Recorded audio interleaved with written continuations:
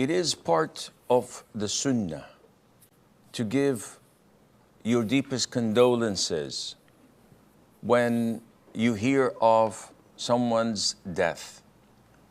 And part of your condolences would be to show your sorrow, and at the same time to encourage those afflicted by such a calamity to be patient and not to do something that goes against Allah's pleasure.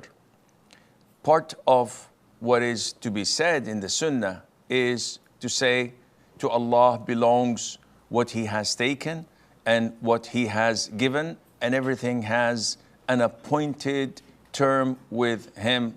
So be patient and seek reward with Allah Azza wa Jal.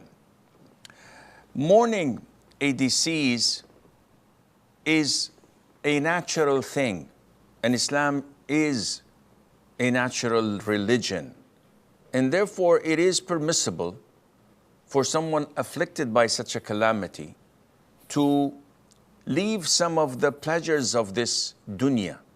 So if a loved one dies, Islam gives me 3 days and nights to mourn my loved one.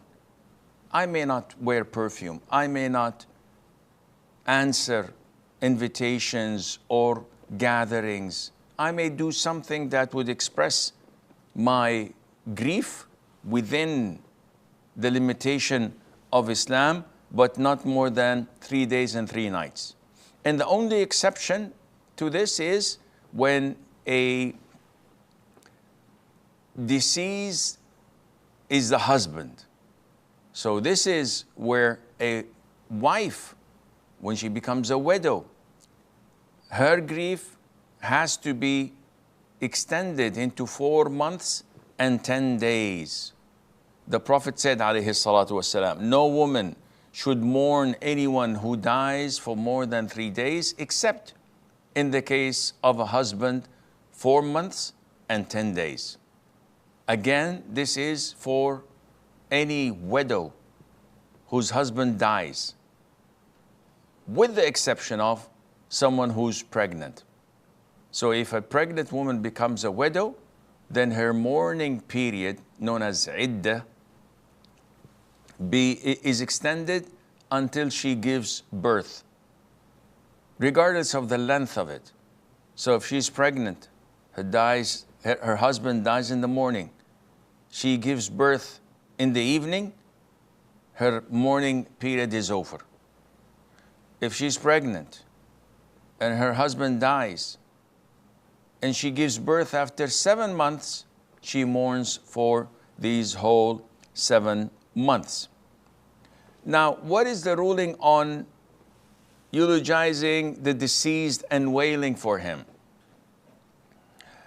It is prohibited to eulogize the deceased and to wail for him. Eulogizing is to mention the good things in him in a complaining fashion. Oh, he was my rock, he was my provider, he was the one who facilitated things for me, he did this, he did that, and one says it in a complaining fashion.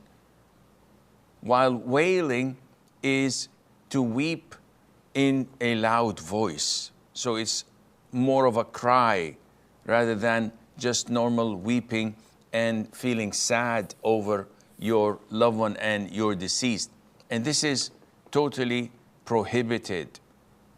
Actions of pre-Islamic era. Women used to slap their faces, they used to tear their clothes, they used to pull out their hair. The Prophet said, alayhi salam, he's not one of us who slaps his cheeks, rends his garment, and calls with the call of al-jahiliyyah.